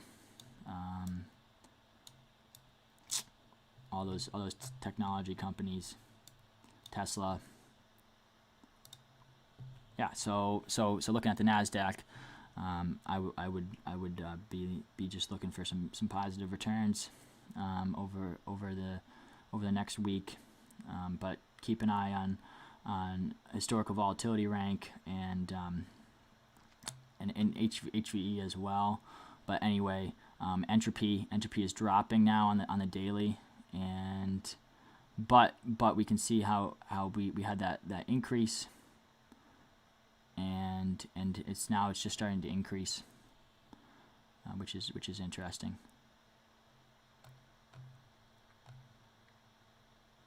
I'm going to be really interested to see how historical volatility percentile, and then we also have so we kind of have a little bit of conflict between those. Is a little bit of a change in that perspective is that there might be some volatility expansion on the HVP, but how does that relate with the mean reversion that's going on in returns? That'll be interesting to kind of observe. Yeah, we can go to SPY and see how that differs. Same volatility flash on SPY. Do is still green. $160 a week for SPY, the futures, and we had that same read on entropy. So entropy is starting to increase on the major indexes. That is interesting. And historical volatility rank is above its moving average. I set the moving average to 500, and yeah, so there's definitely some room for volatility that Vlad was alluding to. That we could see some volatility expansion. Let me get back to the chat here. I think somebody requested a ticker. Yeah, Vlad requested CWJ. Let's check out CWJ.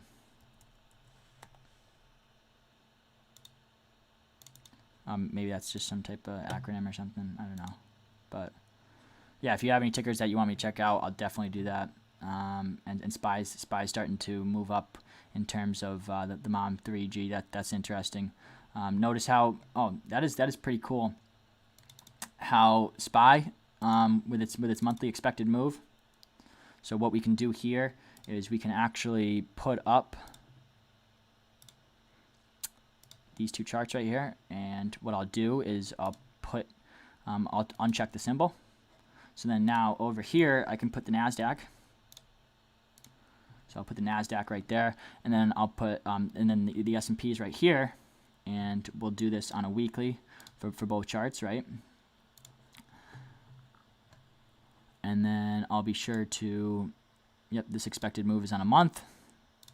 This expected move is on a week, so I'll change that over to a month.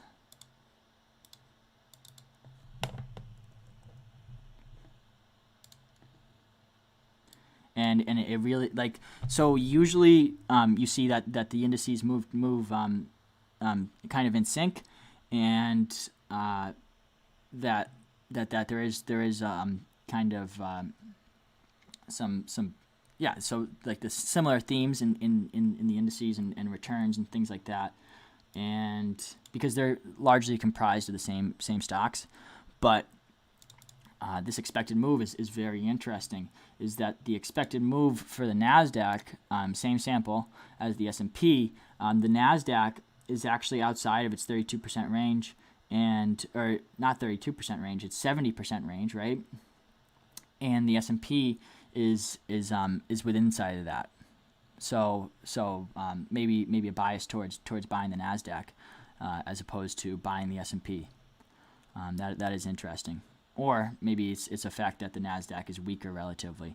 That is really interesting. But you can see that the center line of the distribution at 46.95, and for the Nasdaq, the center line being 17,000. So looking at that,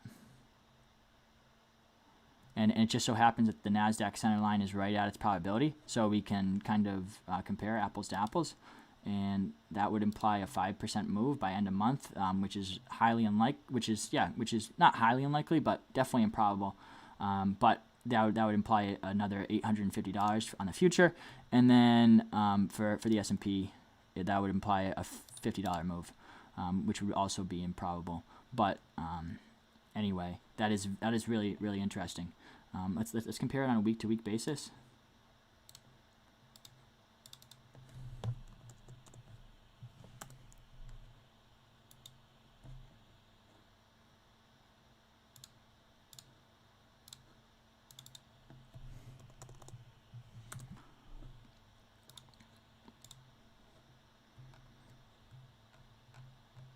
And they're both outside of the 70% range. But that's just so for context, that's weekly right there. And then we can also do quarterly as well if we want, and we can look at triple monthly to triple monthly.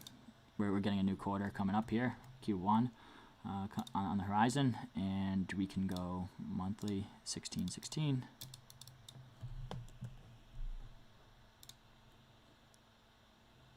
And let's see how those compare. So that type of perspective that I was saying, I was like, oh, maybe the Nasdaq's a better buy than the S&P for this month, right? And yeah, it is consistent. It's that the S&P is outside of its quarterly expected move, and the Nasdaq is not. And the Nasdaq's center line of its quarter is at 16,500, and the center line of the S&P is at 4,660. So if we looked at normalized mutual information, if we look at mutual information, then we can kind of look at this on a weekly basis, right? And then maybe we could structure a spread trade, or not a spread trade. Sorry about that, guys. Pairs trade. We could do a pairs trade kind of, where we buy the Nasdaq and sell the S&P, because the S&P seems relatively overvalued, and we can put on the ES, right? And then we can, so I can turn off the expected move real quick. And the normalized mutual information is what? 0.35 on the weekly? Yeah, 0.35 on the weekly with the S&P. But if you look at the information adjusted correlation, it's a 0.87. So that's high enough where you could probably say, okay, I'll buy the Nasdaq, and then I'd sell a smaller S&P future to hedge the position.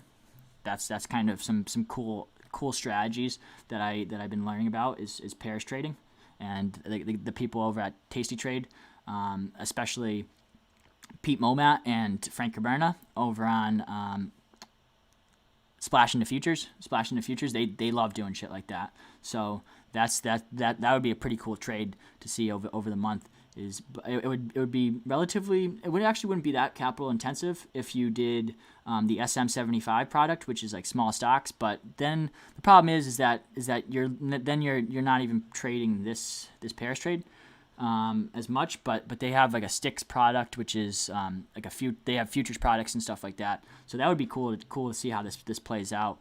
But yeah, that would be, so maybe we can, so look at that.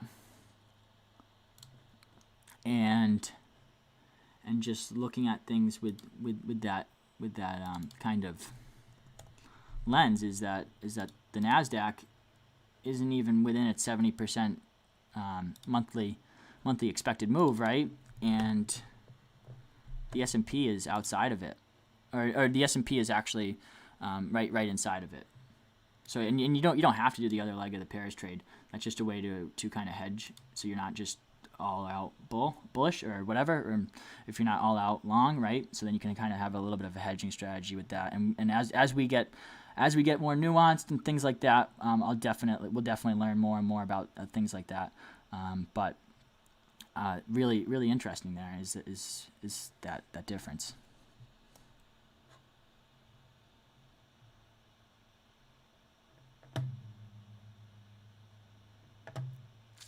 Microsoft is a part of the Nasdaq 100, so it's going to have a very similar. I mean, Microsoft is a large component of the Nasdaq, so it'll roughly be similar. But yeah, we can definitely check that out, David. So let's go MSFT, and then we can look at Microsoft, and let me make sure that I have the symbol correct, and then we can look at Microsoft on the weekly. So then I'll put this back to a week, put that at 100. And Microsoft had a 5.7% week, and it almost touched its second expected move, or second standard deviation at $350. There was a 2.5% chance of that happening, and I can actually extend these probabilities here.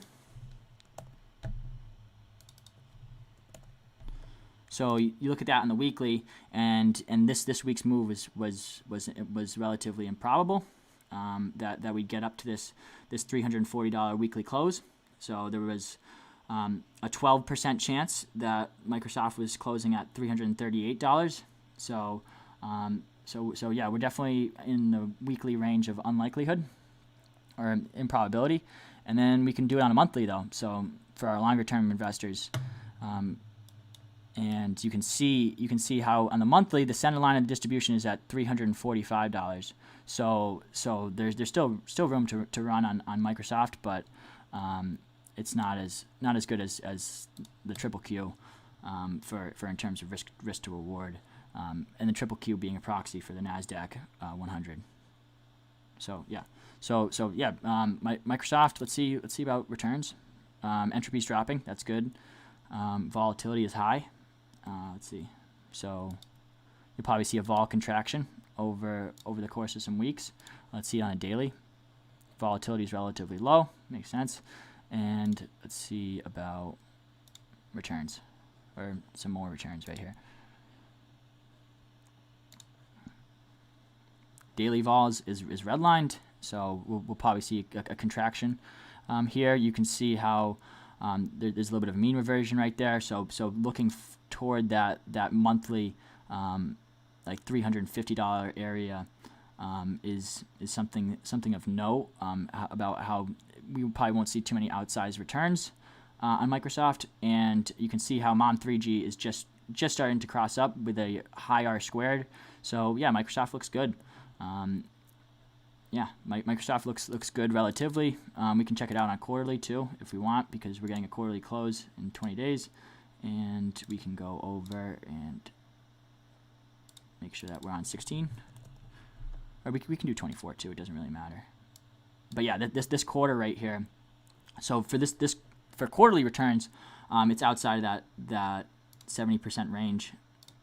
So just saying that this isn't the best place to lower cost basis on Microsoft, but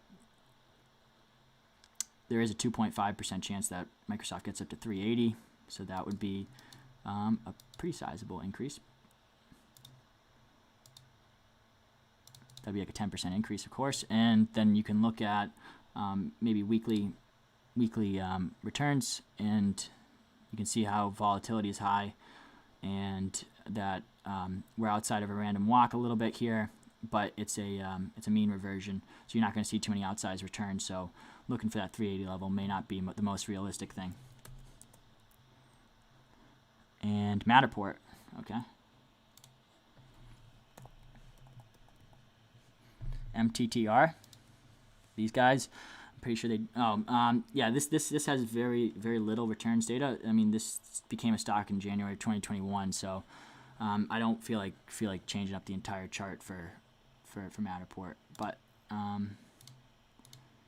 just real quick, since January of 2021, so then we can make this a week, and we can put this on, let's say 30, right? And Matterport is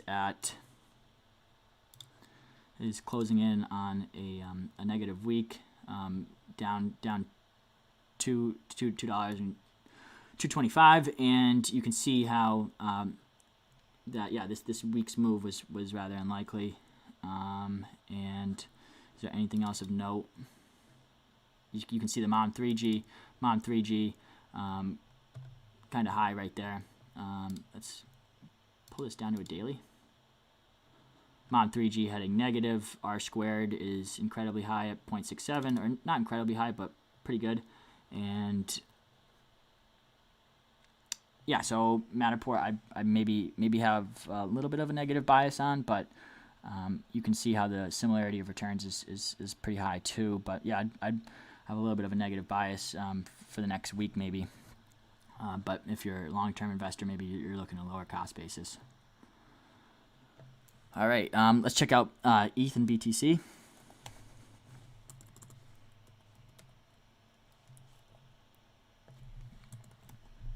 They're not having weekly closing until Sunday, so maybe it's not the best time to do it. But let's check here.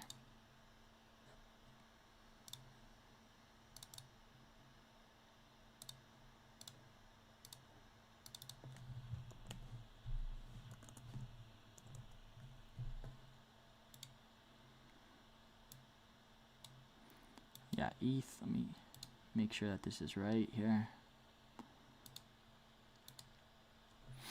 Yeah, so ETH is well outside of its 70% range right there, or 65% range, and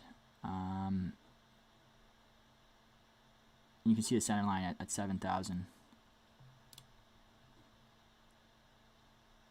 Yeah, so let's see, and you can see how ETH has a high level of kurtosis. So not meaning so just because it's outside of that range doesn't mean that it has to return to any value or anything like that. So I don't want to mischaracterize things. Maybe I am, and you can see how we're kind of in a state of mean reversion. We are in a state of mean reversion, significant mean reversion, and volatility is kind of at its median right there. Or we have average volatility. And let's see on the weekly. Yep, so weekly right inside of its range, 65% range. And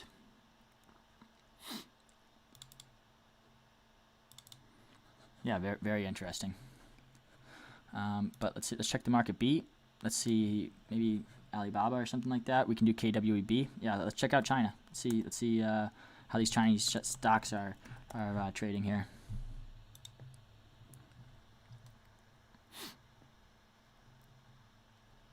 All right, so KWEB had a 8.5% week. Or XEM is still negative, and you have it below its due, and yeah, so it's outside of its range right there. But then if you look at it on the monthly, it's telling a completely different story. That volatility is high on a daily right here. It's in its 80th percentile. HVZ is high as well. And we're starting to enter into a state of mean reversion. And let's see things on the weekly. Center line of KWEB at 47, and it's due coming in at 45. So that'll be an interesting area if price gets up to there is 45. You can see how HVR is redlined. And we are also seeing the mean of KWEB bouncing off that 0. So maybe we can expect some positive returns on China. So maybe we can structure a Chinese stock trade here. There's a lot of good companies in the KWEB. You got companies like Tencent, Alibaba. Let's see how things are looking on the weekly. So we're outside of a random walk, and we're trending, and you can see volatility is redlined. Let me check this on a weekly. Yep, volatility is redlined. HVE is not really, we don't have a read on HVE.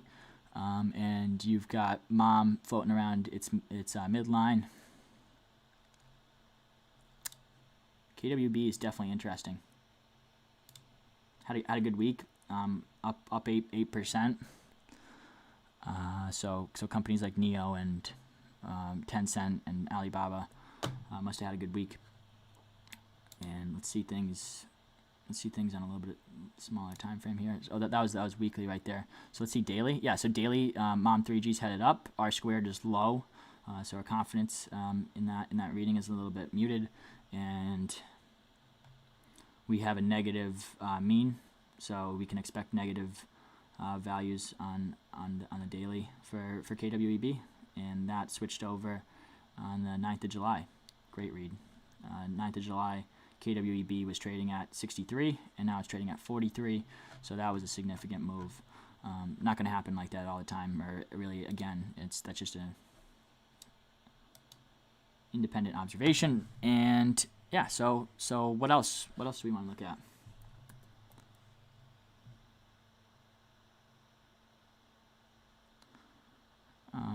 Is it still alive? Maybe. I don't know. KWB, yeah, that's seems like there's some upside potential. Volatility being in the 80th percentile. What else?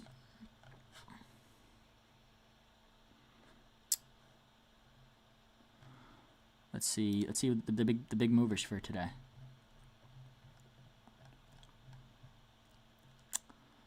Got Oracle up 15%. You've got Avgo, Costco up 6%. Let's see the week that it had. Week is outside of its expected move. And on the monthly, let's see how it looks in the monthly. The monthly is still room to run. Center line of the distribution at 586. Costco is trading at 558 right now, and you can see how returns are going into a state of mean reversion, and we are still within the bounds of a random walk. Volatility is at its mean. You've got a positive mean. Yeah, but self-similarity returns is dropping. That's of note. And yeah, Costco looks pretty good. Let's see what else. Oh, Lucid. I'm pretty sure we saw a crazy down move in Lucid. There was some type of issues going on. I don't really know what the narrative was or the news or whatever, but let's keep going. Yeah, so this week right here, you can see how there's a 0.15% chance that price was going to close at 35.83. Price got down to 35.80. So that's producing that wick right there. And Lucid is an interesting read here. Entropy is at 0.5. That's an indication that randomness is extremely low. But there's also not a lot of data for that, so I don't know if that just needs more data to calculate. And yeah, you can see how it's at a 0.952. So Lucid Motor Group or whatever is an interesting one, definitely from this week's perspective. So kind of going back to what Vlad said with that crazy Bitcoin move. So I mean, maybe if you put in an order right there, but that goes back to what we just went over. Is that the Kurtosis is at a 9 right here. So there's a high level of kurtosis. So maybe betting with options and stuff like that on this stock is favorable. Buying calls, buying puts, but you also have to take into account Vega, and we'll definitely go into some fundamental options and futures types of ways to trade and hedge and things like that. What else? Let's check out ABNB. That's one that I think is a long-term kind of bet that you can kind of use to look at. I mean, and let's check this on a weekly. Let's do it for the past year. Maybe there's not as much data. There isn't as much data. It was just IPO'd recently, last year or something like that. And yeah, so I had a good week. It was up $13 or 8%, and HVR pretty low, pretty high. You can see on the daily here, that's interesting, is that it looks like we're starting to move up into a state of trend on ABNB, and there's also a volatility flash on ABNB. So that is interesting. Is this on 195 minute? Okay, so let's get that to a daily. And there's not as much data. Yeah, it's just IPO'd. But yeah, ABNB interesting.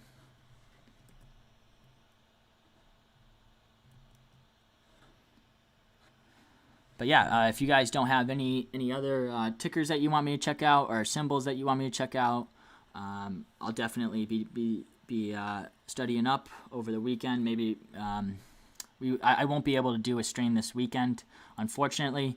Spend some time on doing some things on vacation and stuff like that. So, but I'll definitely be active in the Discord, and as always, trying to up my knowledge here. You can see that my knowledge is pretty rudimentary, and I'm looking to kind of up it with every day. Definitely spend some more time on Skewness. I need to definitely hammer that home a little bit better, and just remember that this, don't take this stream as like gospel or anything like that. This is just something from somebody who's still learning. But hey, hope you guys have a happy holidays, all that good stuff. Enjoy the weekend. Maybe make some trades, or just maybe paper trade, whatever. But keep learning, and we're gonna grow this community together, hopefully, and we'll all get better, and hopefully lower our cost basis and produce some serious profits.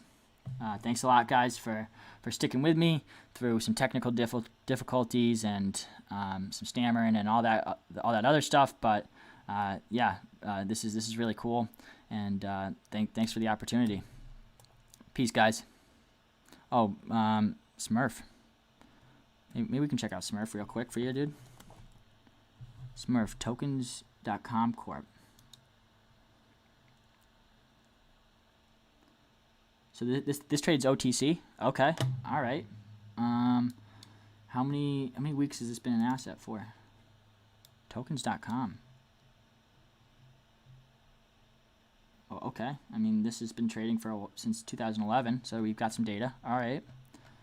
And let me make this on 100 for the past 2 years, roughly.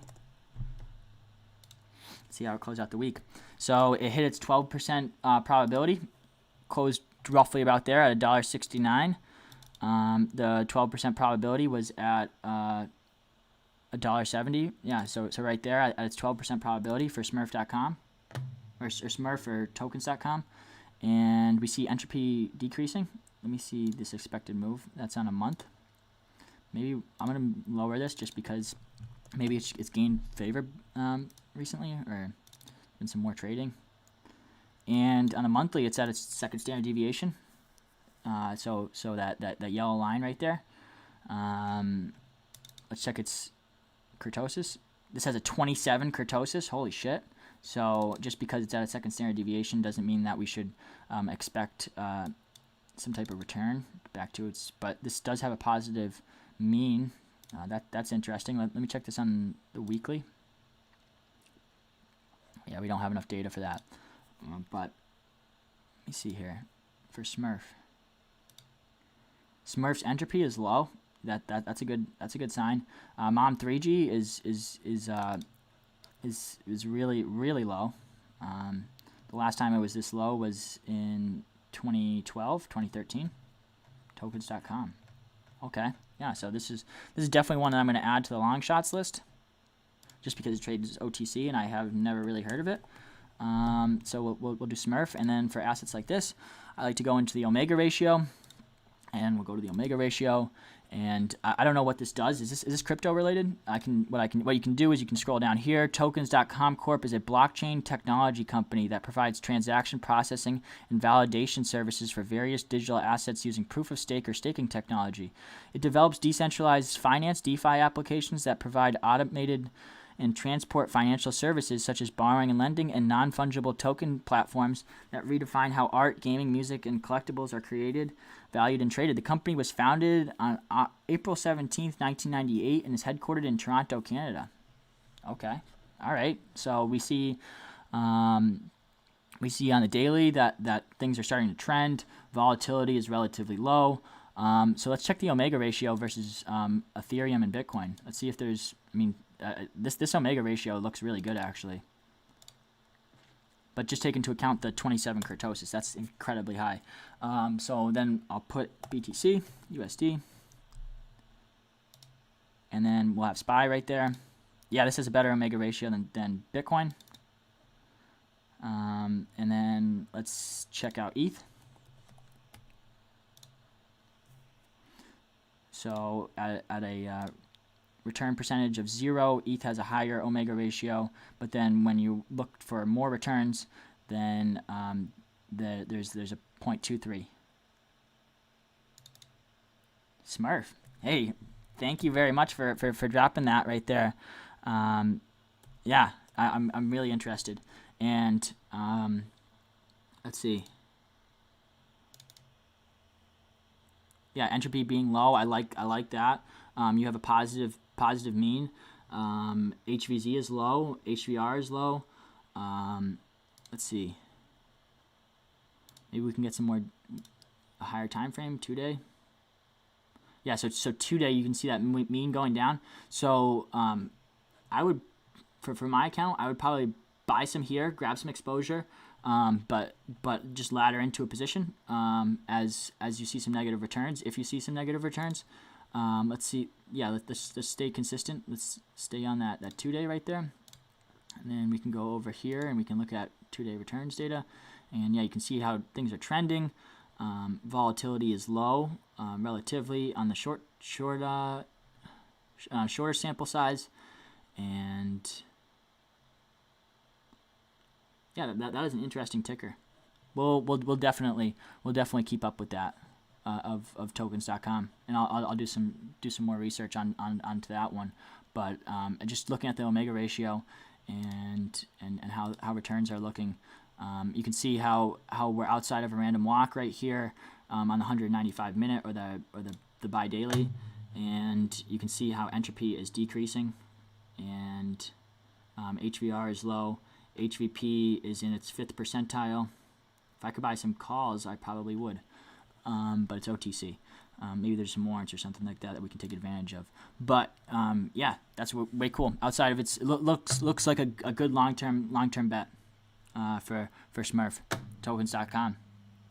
See, that's the power of this community. With 10,000 symbols, over 10,000 symbols. It's tough for all of us to have a beat on all of them. So adding in tickers and stuff like that, symbols, is huge. So I'll probably add some of this to my bag on open. But taking that with the kurtosis being really high on the daily. So knowing that we can definitely get outside of we can get some fat-tailed events with this very easily. So thanks a lot.